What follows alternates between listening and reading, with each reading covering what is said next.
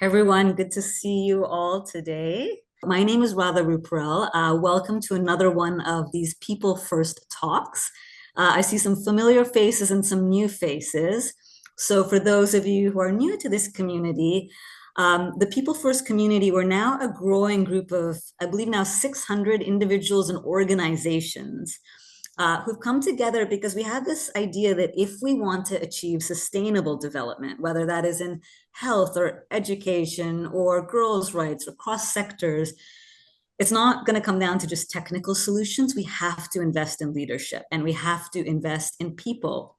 And particularly this idea of investing in local leadership and leaders at all levels of the system. And so as a result of that, we've been hosting these talks for the last year and a half. And this is a chance to learn from different members of our People First community who are doing this work. And we've been centering these talks on two big questions. What is this type of leadership that we need? What does that look like in practice? But also, how do we develop it? And I think that's where a lot of the innovation is happening. Many different organizations are taking very different approaches for how do you develop this new type of collective, more local leadership that centers the voices of those who are most proximate to the challenges. So today, I am very excited to have a special guest with us, Jackie Chimhanzi. She is the CEO of the African Leadership Institute. And they have this incredible program. I'm really excited we get a chance to share it, which is this Desmond Tutu Fellowship, which is the core program that's developing the next generation of African leaders. It's been running for many years. Jackie herself is a graduate of the program. When I've been speaking with her, I just think they're doing some really innovative stuff, not just in terms of developing a new generation of leaders in Africa, but also, in partnership with Oxford University, really getting creative around how do they do that and how do you develop these deeper mindsets and skills that we need to shape a new world. So without further ado, we're going to get right into the conversation. And like always, if you have questions, put them in the chat. We're going to make this an interactive conversation. So I'll draw those questions in. But with that, let's get started. So Jackie, first of all, thank you for being here today. So great to have you with us. I will just start with asking you to introduce yourself and a little bit about the work you do with this fellowship. Yeah, thank you so much, Radha, and thank you to everybody who's dialed in.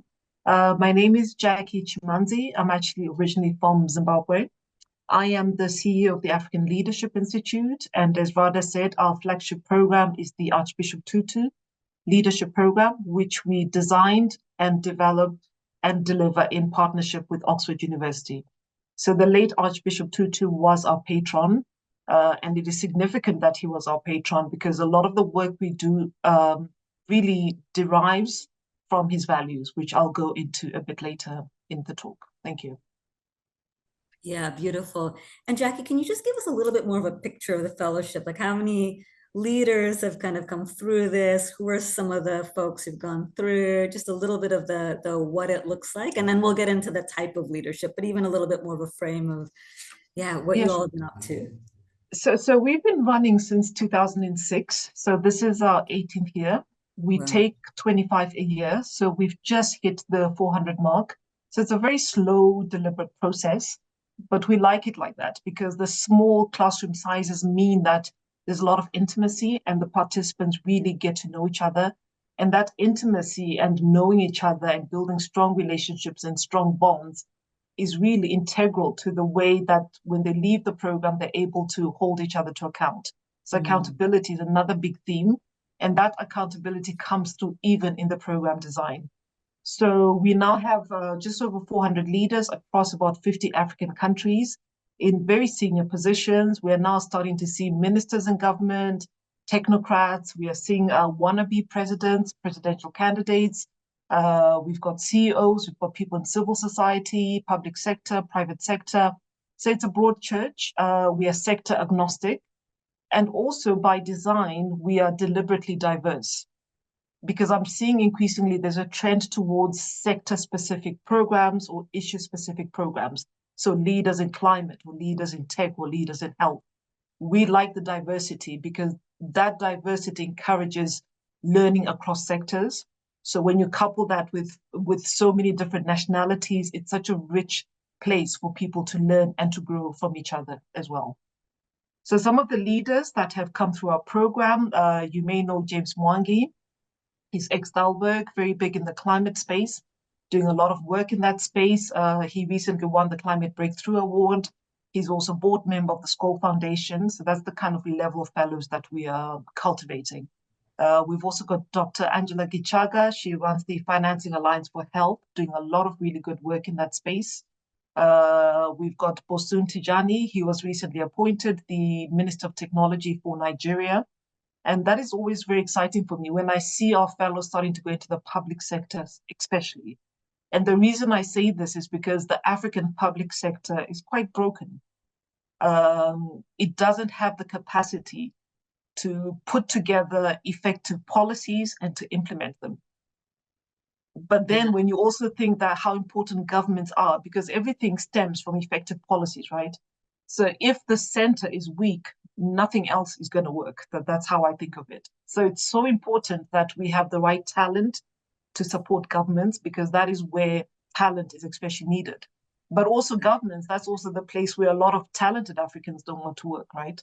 It doesn't pay well, it doesn't function well, there's bureaucracy, and. So I'm really excited when I see some of our fellows who have options, who could do anything in the world, in private sector, in private equity, they could earn lots of money.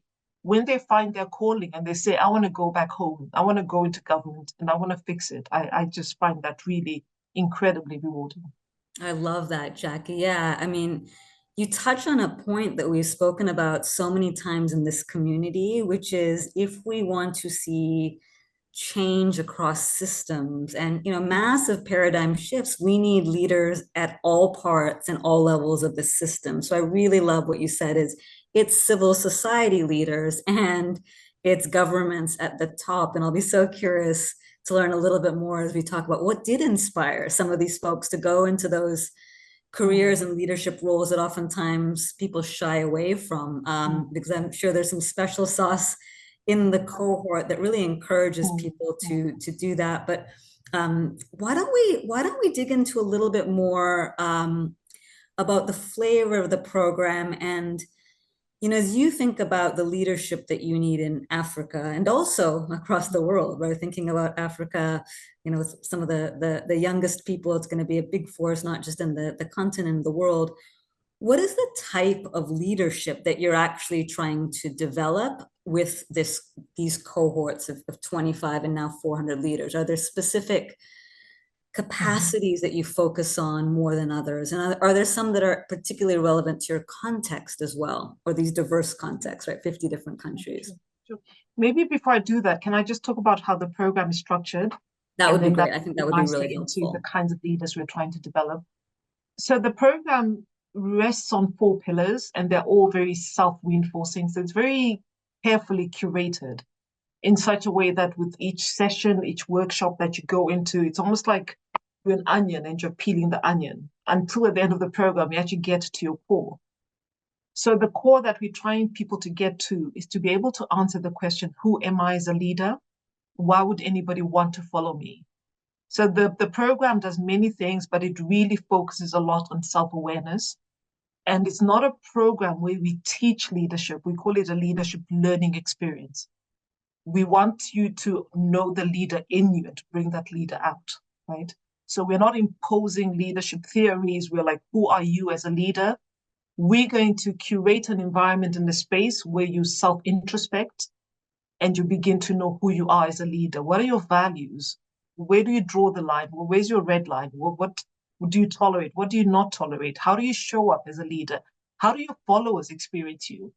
And I think it's such a rare privilege to be on such a program where you get really honest feedback from a group of peers who have nothing to lose. You know what I mean? It's not like in a work environment where somebody's assessing your work and there may be politics and they may not want to give you the true assessment. There's no politics in these. These are all people who are rooting for you, who want the best for you, and who are wanting you to be honest in the feedback they give you. So we have 4 pillars. The first one is sharing experiences and perspectives. So this is when you get accomplished leaders coming in to speak to these fellows and to share their experiences of leading.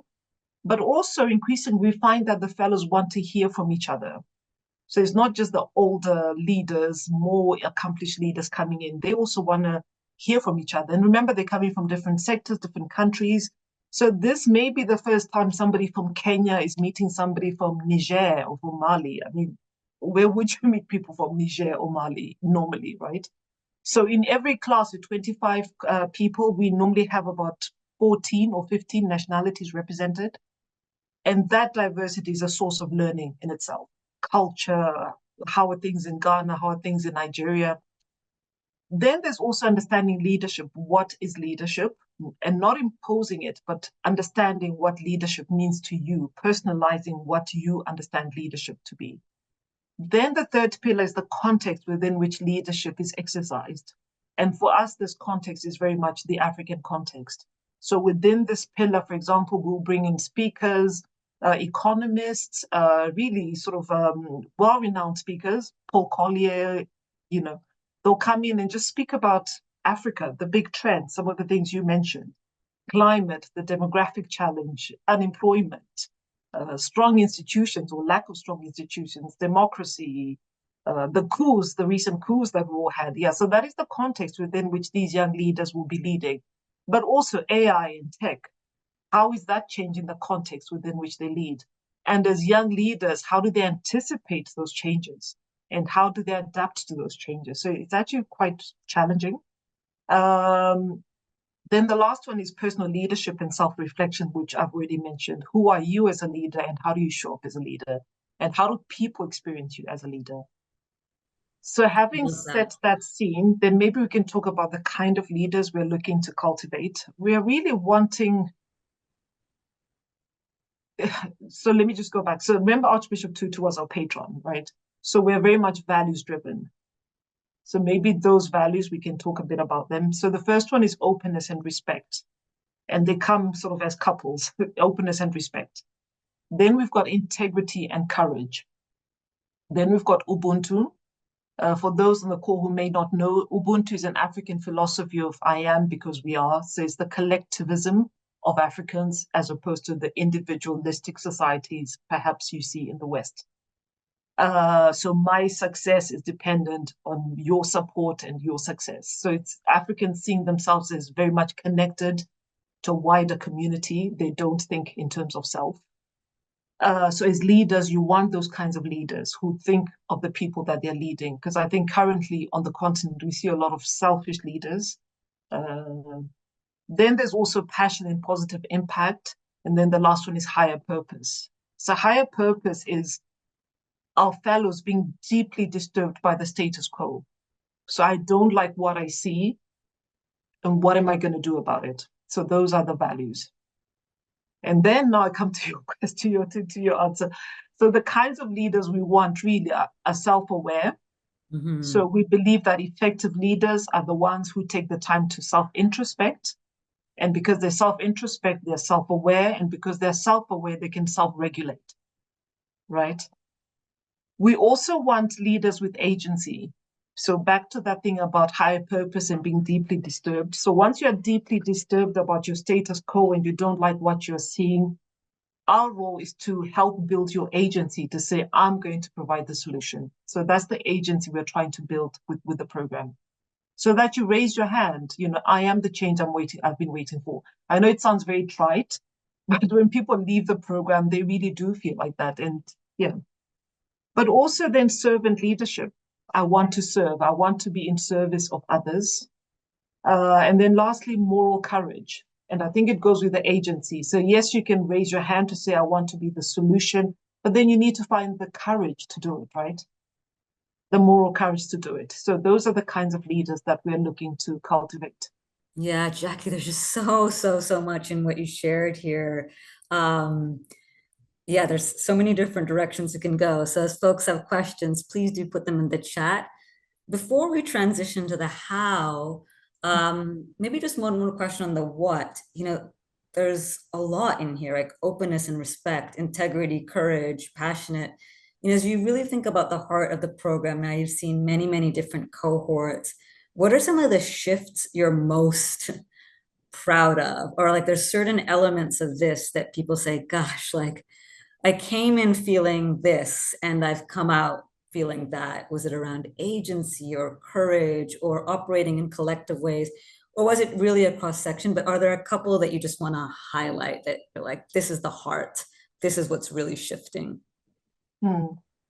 So I'll give a name, and I don't think she minds because she'll be speaking about her experience of the program very soon. So Angela Gichaga came on the program in 2019, and she said at the time, I was just really tired. This leadership thing was so hard. I wanted to give up. And I came on the program and I heard the words, leadership is hard. It is supposed to be hard, which sounds very simplistic, you know what I mean? But for her, it was a reframing that maybe I've been thinking that this thing was supposed to be easy. But now that I've heard that it's supposed to be hard, I'm going to embrace it. And I'm going to find the support systems to make it work. And since then, my God, she's just been on steroids. She's won the Skoll Awardee. She's won the Schwab Award at the World Economic Forum. She's just winning awards like left, right, and center, you know. We've got another example of a lady who came on at the time. She was a presenter and anchor of TV news and also doing events. When she came on the program, she remembers the precise moment the facilitator walked towards her and said something along the lines of conversations are the seeds of change. And in that moment, she reframed what she would be doing for a living. So she went from being an MC to being a conversation strategist. She moderates powerful conversations at the World Bank, at the UN, as a conversation. In fact, her company is rebranded. It's now the Conversation Strategist because she realized that she has the power to shape conversations and in shaping them, shaping outcomes because every big thing, every good thing starts with an idea, with a conversation, right? I love this. And what I'm really hearing in this is you're taking, pretty advanced senior leaders at a moment in their trajectory where they've faced a lot. And what I hear you doing, and we've heard this a lot from others, which is creating a space where they can be vulnerable and safe, but then also have these moments of really shifting their paradigm of reflecting on how do I think about leadership or how do I show up? And the other thing that you said that I wanted to just pause on for a second is because we haven't heard as much of this in some of the other talks. I think Fred Swaniker spoke about this when he talked about the work that they're doing, but leadership within context. I think that's so powerful to how do you lead within a specific context? Yeah, and anything more to share on that? So it sounds like you're having these conversations, but how do you have the real difficult conversations, right? So you mentioned, for example, institutions aren't working. We can have one level of conversation, like what enables you to have the real conversations? And yeah, can you share anything more around what's been powerful there? Yeah, so a premise of the program is vulnerability and back to openness and respect. So vulnerability is it's a big theme for us. We think there's power in being vulnerable. So we don't see vulnerability as a weakness because as a leader, when you open up, when you're vulnerable, when you're open as well to feedback, right? Remember that they're getting feedback on themselves. You leave more empowered because now you know what your blind spots are, you know what your strengths are. But because you know your blind spots, you know your weaknesses, it means you're able to go out and surround yourself with better people in your team who compensate for your weaknesses. I remember on the second leg of the program in Oxford, one girl just had an aha moment. We had done an exercise on archetypes. She's like, I'm recruiting for a position in my organization. I'm the founder, but I've just realized that I'm looking for somebody like me. And, and I actually shouldn't be looking for someone like me. I need somebody who's creative, who's all of these things, but not necessarily another me. I shouldn't be replicating myself. I should be looking for somebody different. And that was such a powerful moment. She's like, because this is my archetype. So if I find somebody else who looks like me, who is like me, I'm not doing my organization a service. I need to find somebody who has these other different qualities. Yeah, So that's when people start to put what they've learned into practice. That's super, yeah, it's just such a powerful example because again, we need diverse leadership. We need to notice that we need different people around us, and then we need to grow the capacity around how do we navigate that, which I know is some of what your program does. Well, let's dive into a little bit about the how, because this is where, I had some people who participated in your program come to me and say, you've got to talk to these guys. They're doing something pretty transformational. So let's Mhm. unpack that a little bit. So let's just start with can you again just walk us through the few key steps in the fellowship? So how long is it? You mentioned there's a piece in Oxford. How many times do people get together? Just the basics. And then we can walk through some of that how. Like, what are your biggest insights on the how? But maybe just give us the basics first. Okay, great. So it's non-residential. It takes place between April and September. In April, they come together in Cape Town for about 9 days. So it's up in the mountains, which is such a, and again, back to the intimacy and the program design. So the location again is very deliberate. It's a space, it's a retreat where you can actually get to think about your life away from the hustle and bustle of everyday life. So over those 9 days, they work very closely with the psychologists. They've got different speakers who come in. There are many experiential exercises that they go through. And those are fun because they learn without realizing that they're learning. So that's the power of experiential exercises, especially if they're very well designed. They do some group work. They begin to start on the projects that they're going to work together in groups between April and September when they get to Oxford. So that's the first leg of the program. And then in September, they convene at Oxford University. And Oxford is really looking more at leading in a global context. So it's different speakers, the Blavatnik School, different colleges, more experiential exercises. They conduct a choir in one of the Oxford beautiful buildings. They do a cooking school, which is really, really fascinating. So again, those are experiential exercises. Um, then they also go to London, and London again, they meet with very high level people like the Foreign Secretary, people in the Commonwealth Office. Yeah, so again, to understand those who set policy on Africa, so to engage with them and to understand, what drives a particular policy, to ask questions. And sometimes they are frustrated about the UK policy on Africa, but then they have the opportunity to interrogate and not to be frustrated, but to also understand the viewpoint of the person on the other side, right? Because leadership is about Mm, accommodating different viewpoints. So that gives them an opportunity to engage with decision makers who are making decisions about Africa.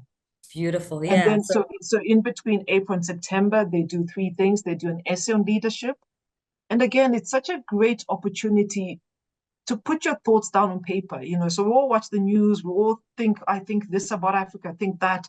But when you're forced to write an essay, it really forces you to crystallize your thoughts and your thinking. So it's quite a Mm, powerful exercise to really, what do I think about Africa's leadership? mm, Then they have to do the community project because the Archbishop was our patron. So that community project is really a demonstration of servant leadership. So that's how they begin to exercise their leadership, even while still on the program. And I think this is so important because I think sometimes we think leading is about doing big things, running a Fortune 500 company or running a country. Sometimes leadership is setting up a reading club in your neighborhood.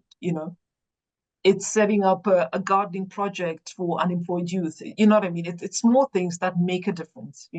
So they have to go into their communities and do that. Then the last thing that they do in groups, they work on what we call the future of Africa scenarios. So what will Africa look like, I don't know, say in 2050, given these different global dynamics, right? mm. So China versus US versus Russia.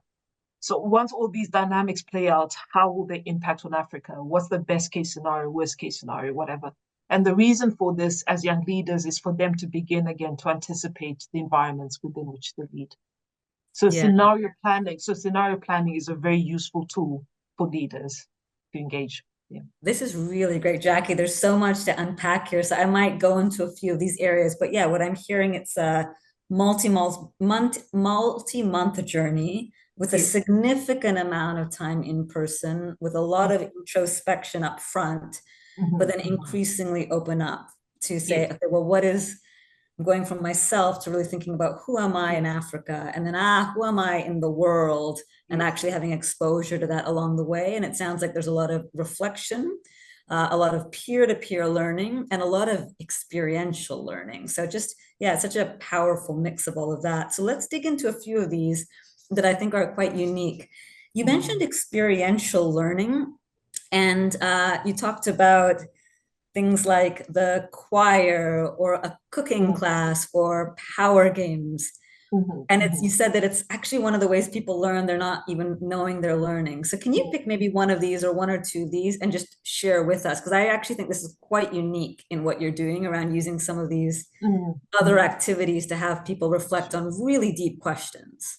Oh gosh, maybe I'll pick the choir. So the Yeah. choir one is called Leadership Without Words. I don't know how this guy does it, but he's amazing. He's a Danish guy. He comes to Oxford to run the session. So individually, they go up and they have to conduct this choir. And through that, he assesses their relationship with their followers. No words, just how they conduct. So after 2 minutes, he'll tell them, you're a little bit all over the place. Or you're a big thinker, but you're not great on detail. Or you're a little bit in love with power. Mm. How about you share your power with oh God, how about you share your power with your followers? And interestingly, the girl says, you know what? I'm actually very controlling. I don't know how you picked up on that. So it's just so interesting how in the engagement he is able to tell about your leadership style. And he's about 99% on point. Yeah, I love that, Jackie, because oftentimes these deeper mindset shifts are these very difficult things to talk about. I'm controlling, I have a lot of Mm, power. These are very, very difficult things. And so I love that you're using experiences yes, to yes, yes. help shifts. And do you have like a story of someone, whether it's this Yes, I experience or another, that something has shifted just to bring it to life? Like yeah, how yeah. There's another great one. When we get to London, they go to a cooking school. The head of the cooking school, she box orders. She's role playing. They don't know that. I hope they're not going to watch this video. And then she box orders, but she's doing it deliberately. She's trying to build pressure to see how they respond as followers, right? Because sometimes as a leader, you can be a leader, but sometimes you need to be a follower. So when she box unreasonable orders, do they still follow? Do they push back? And that is so interesting, especially in the African context, where we sometimes have unreasonable strong men. Policy changes every day. So what do you do? Do you just go along? You know? So we had a very interesting one where one of the girls, she was not the leader of her particular group, but she stood up. She was bossy. She was telling everybody what to do. Then she watched the video. Oh my gosh, she was so embarrassed.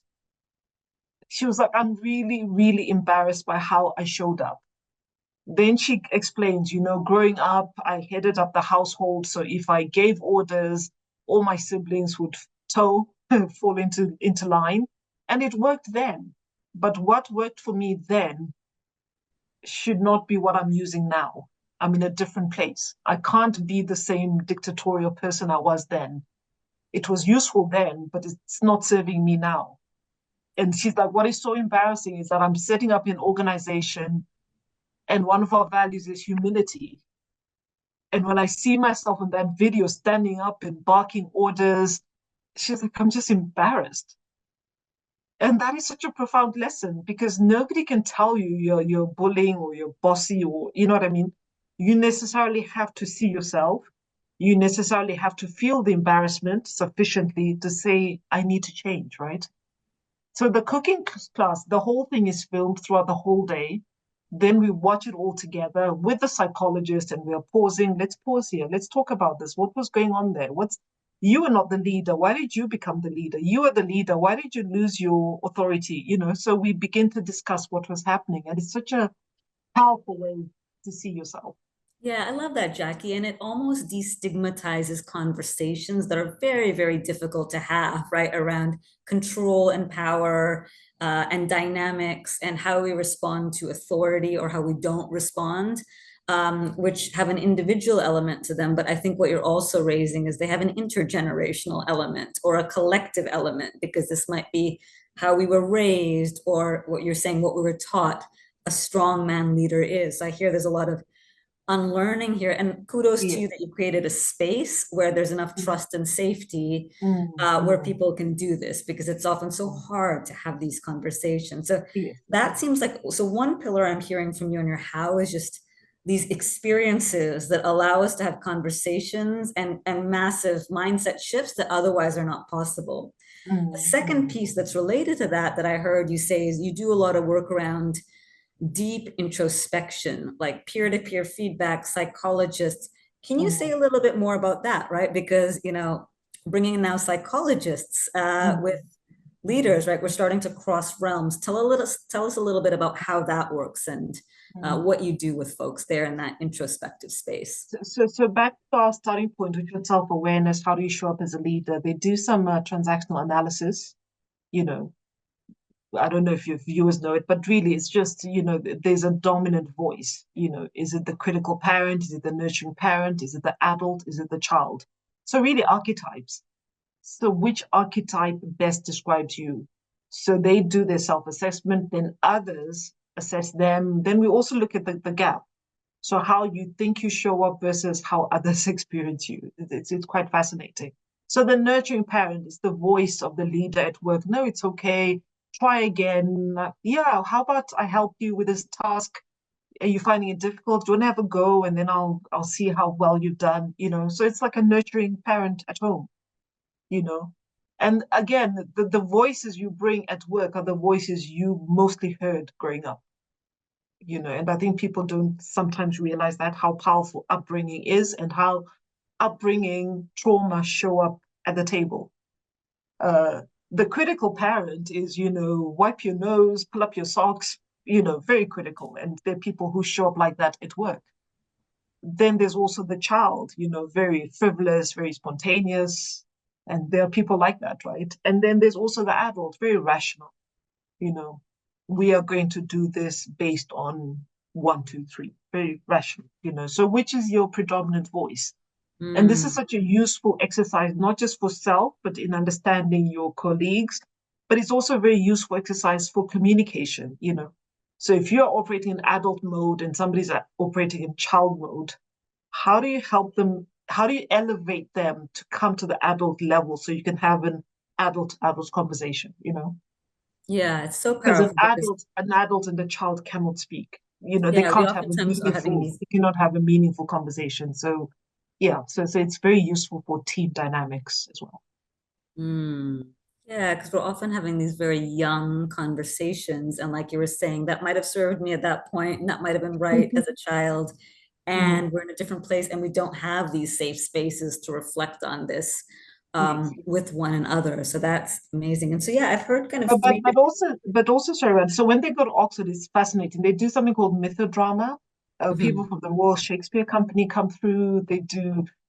They learn about leadership through Shakespeare's work. But there's something that they do that is so interesting. It's understanding your archetypes, but more important, understanding the shadows. So there's something called the good king. So that those are people who are blue, right? So good king is organized. They like order. They like things to work. However, the shadow of that is micromanaging, controlling. So for every archetype, there's a shadow. And I think that becomes very useful as a leader to know, am I now stepping into my shadow? Do I need to regulate and come back? So for a nurturing leader, for example, you can overdo it, right? And if you overdo it, then you don't know where to draw the line, right? And people take advantage, right? So he's saying, yes, I'm nurturing and I'm nice and blah, blah, blah. But hey, there's a line that I shouldn't go beyond, because beyond that, you're not really effective anymore. Mm. So it's understanding those dynamics as Yeah, beautiful. It sounds like it's quite deep work, right? Really deep work, and it takes a lot of well. courage. So it's understanding both. We all have strengths, but there are some shadows of Yes, yes. that. And yeah, it takes some vulnerability and courage. I can also see to Mm, get into this. Um, mm, so I heard a few things from you around the how, and I'm going to open it up for questions in just a moment. So if anyone has questions, yeah, just put them in the chat or let me know you want to be called on. I can call on you. But I'm just Jackie. So I heard a few things, like really deep introspective work to understand yourself, your shadow sides, how Mm, others see you, how you see yourself.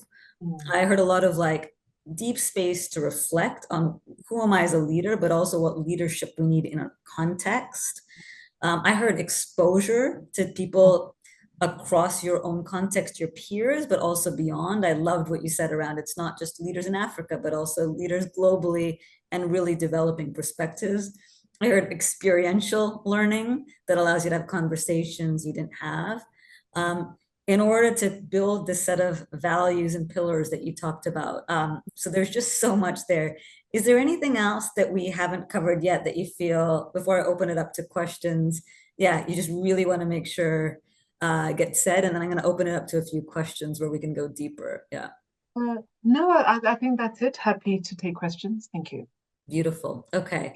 Um, yeah, Zetcha, maybe I'll ask you to come off mute and share your question. And then after that, John, I see you have your hand up. So Zetcha and then John. Thanks, Jackie. Thanks, Radha. I think for me, I've had a chance to interact with to be in an office in the public sector. Um, for purposes, I won't mention it, but I Mm, wanted to know how do you help your fellows to navigate the issue of intergenerational leadership, especially from an African context in the public sector, whereby the people that have more experience are the ones that normally have a say. But then, given the dynamics of how the world is today, there's a lot of changes, and the young minds that are coming in are also equally important. So, mm. how do you handle that area? Very, very curious to know. Thank you. That is such a great question, and one of the reasons why I said I've got so much admiration for young leaders going into the African public sector, especially when they have options. And one of the challenges is a cultural problem. So African culture is very hierarchical, it's very patriarchal, you know. So you don't speak unless you're spoken to. You don't, there's just almost no regard for younger people. So you can imagine the clash of cultures that happens when a young Nigerian has gone to Harvard and he's worked on Wall Street, at Goldman Sachs, and he goes back into the government civil service and he has to report to somebody older, but he doesn't really have voice because he's a you young man, you young boy. you know, it's very disempowering, right? So that is a huge issue. I don't have the solutions to it, but I think it is a continental wide issue. And one of the things that I believe as Africans, our cultures need to evolve. I think we talk about a lot of things, leadership, all of these things, but our cultures need to evolve. And there are some things in our culture that don't serve us well.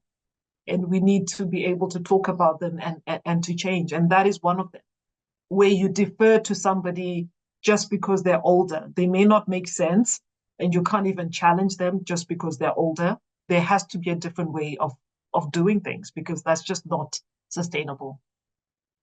Yeah. And Jackie, let me ask a follow-up there and then I'll go to John. But just within that, right? What it sounds like you're actually doing is really disrupting paradigms that exist in the system. And so you can start with individuals, but I can imagine it must be tough for folks who now see this. They're like, Mm, the way we relate to power. mm, So they're in this beautiful fellowship. It's a safe space. They're having these realizations. What mm. happens when they go back? Are they struggling because you're still operating in systems that are the old Yes, way? yes, Have yes, you yes. seen have you seen really powerful examples of people starting to shift the systems around them, and how is that happening? Is it one individual at a time? Is it this the alumni group are changing things? Do you think it's going to be multi-generational work? Like, yeah, what's your thought on, well, what's it going to take to change the system, and do you have some hope Mm, around that, or yeah, what are you mm, learning? it's such a great question, and I think okay, so the network is there and they do support each other. But I think as AFLI, as the Institute, we need to invest more into supporting fellows once they've gone back. So I think we need to do a lot more with alumni in terms of coaching, ongoing coaching, mentorship, and support, but also ongoing learning, right? Because there are people who came on the program 15 years ago. They are now at a different Mhm. life stage, they're at a different career stage, and they need a different kind of support. So those are the things we're currently looking at putting into place. But I agree with you, it's very difficult. And you go back you're a reformer, you're a lone voice, right? And you cannot change things alone. So there are two options. Either you struggle or you fit in, or you leave. There are three options, right? And my fear is always when you fit in, because it's easier, right? So that you're not always the one who's standing up and challenging, and it's easier just to fit in and keep quiet. And we had a discussion this year with one of our fellows this year. It was incredible. He says, I'm a young minister in my country. I come from a background of being an activist. So my daily struggle every day is, how much do I nudge and push the system versus self-preservation? If I push too much, what if I get fired? And if I get fired, I would have squandered this opportunity. I would have squandered the moment, because I need to be here to help reform things. So he's like, that is just the constant battle every day. And it's hard, right? Yeah. Yeah. And I love, Jackie, that you actually now have the spaces where someone can wrestle with that, because it's a very important conversation. Like, how do you stay in the game in order to do the work? And I think this is where a lot of the collective piece, you need the activists, you need the people in positions of power. And I love what you're saying around, maybe there's work around the alumni to ensure. And he said, I don't mind being fired. I have options. So it's not even about a material thing, about if I get fired, I will find another job. That's not my problem. My issue is that I do not want to squander the moment, because I've got a higher purpose. Yeah. Which is so profound, right? Yeah. Extremely profound. Yeah. Recognizing what you can do from the place you have, from a deeper commitment, which also means sometimes noticing what's coming up for you and making a commitment from a deeper place. Yeah, that's just beautiful, Jackie. John, let me turn it over to you. I see you have a question. Yeah, please just come off mute, introduce yourself and come Yeah, thank you. I'm John Coonrod with the Movement for Community-Led Development. And this, first of all, I want to thank you for being part of speaking with this community, because this is a community of people who share with you a commitment to developing a transformative leadership everywhere in the world. And so, and I've taken all kinds of notes from what you've been saying. But I'm just wondering, as you reflect on this, what from your institute is kind of portable and shareable? Are there, workshop formats or written lessons, or are there things that could be, in addition to all that you've shared personally, are there tools or that you've developed that could be more broadly used by people with a similar mission as yours?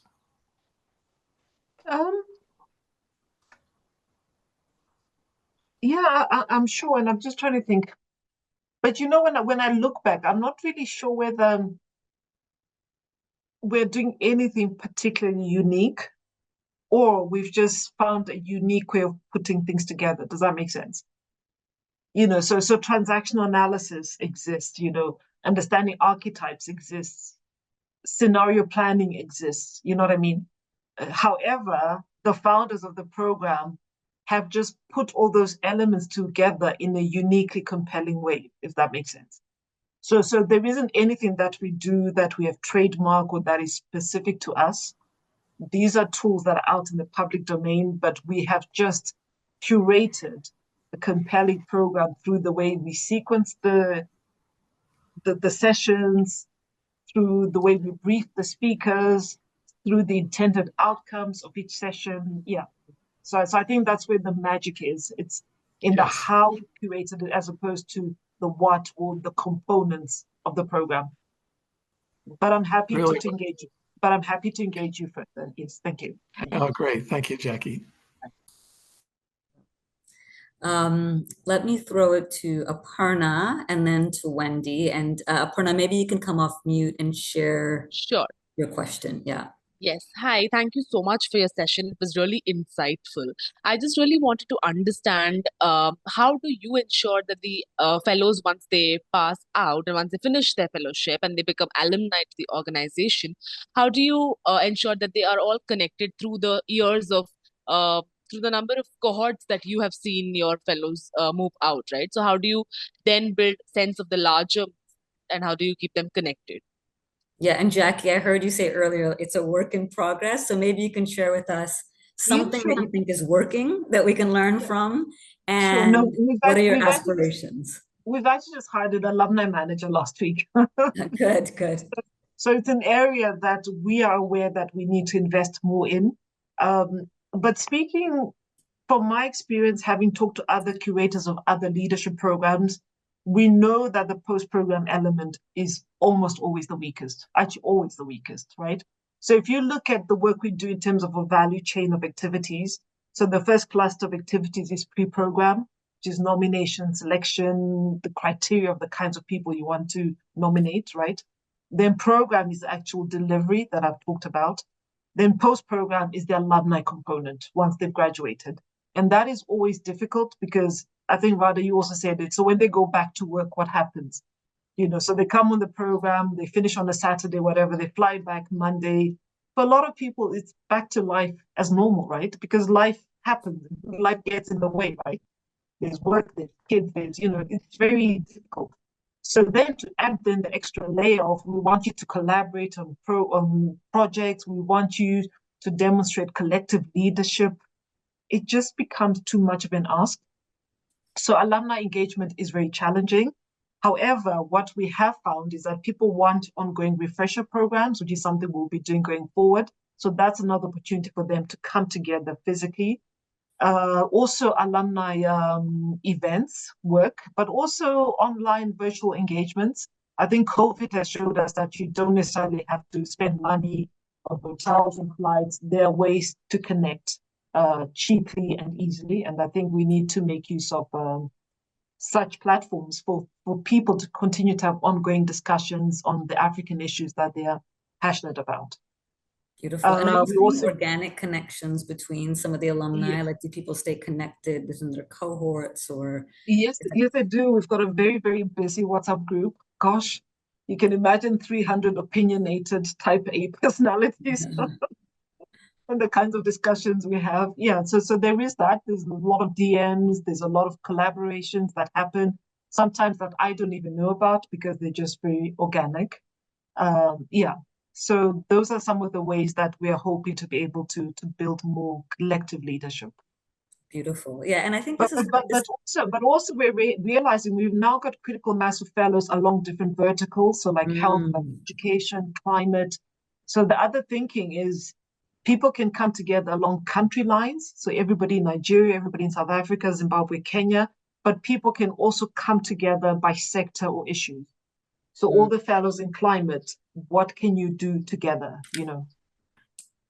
Yeah, no, that's really helpful. And I actually think this is one of the places that, I mean, I'll say this is a plug for all of us in the community where we have questions. Let's just start reaching out to one another. Come to me or others or Anna, because the question you're wrestling with, someone else may have been 5 years ahead, and the question that you might have solved, others might be. So let's really start learning from one another, and even amongst our community, reaching out. So happy to share more on that.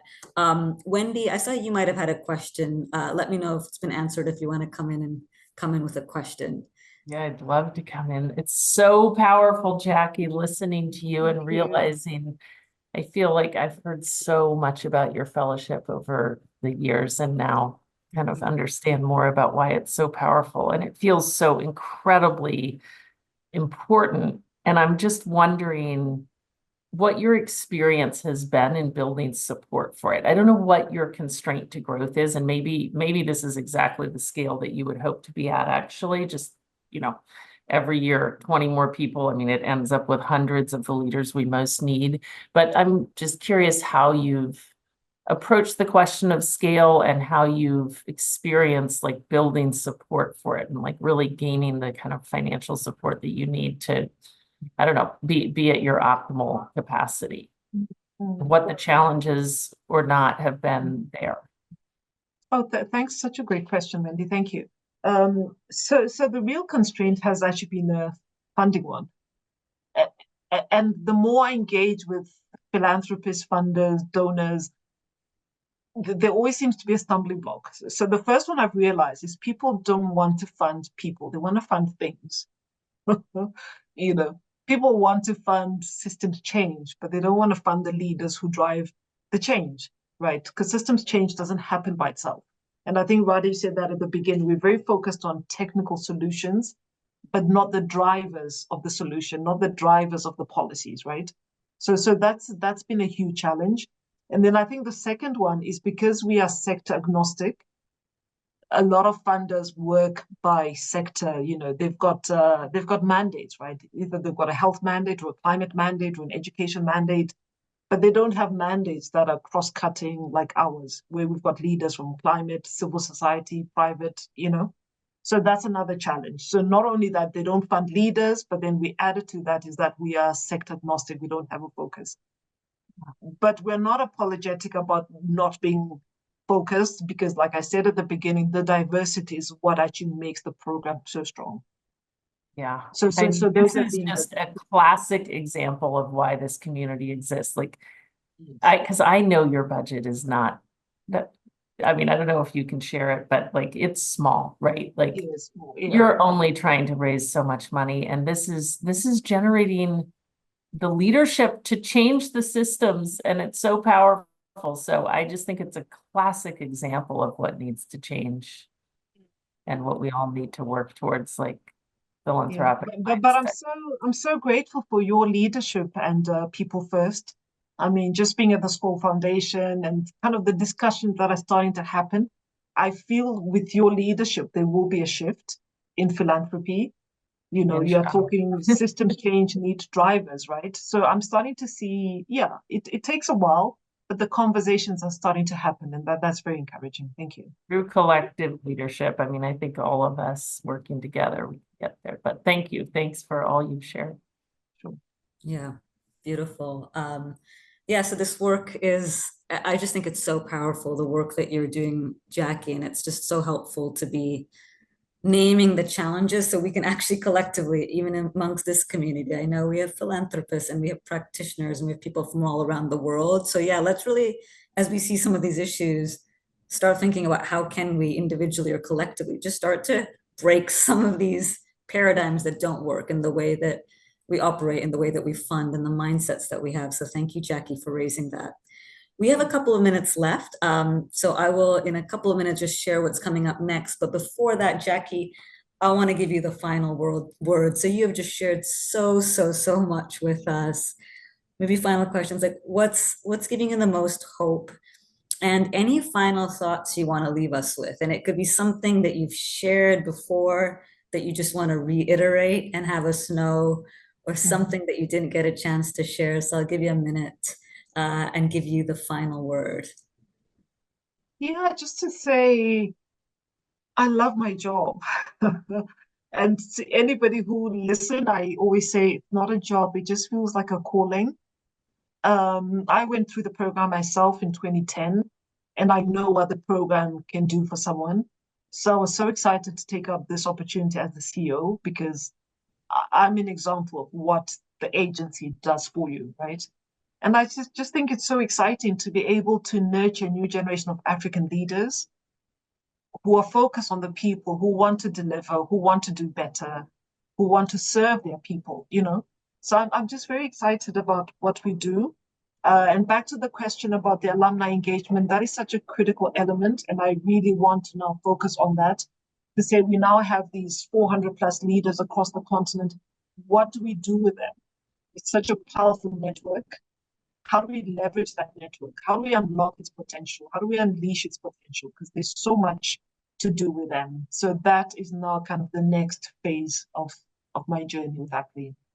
Beautiful. And if anyone on this call has thoughts on that, let's support one another. And it's actually making me think about, this could be a really interesting collective question for all of us who have different alumni networks, not just to learn from one another, but what are the intersections between them and some of these verticals and some of these contexts, and maybe something to come ahead. Well, wonderful, Jackie. So much we've learned from you today. Thank you very much for taking the time.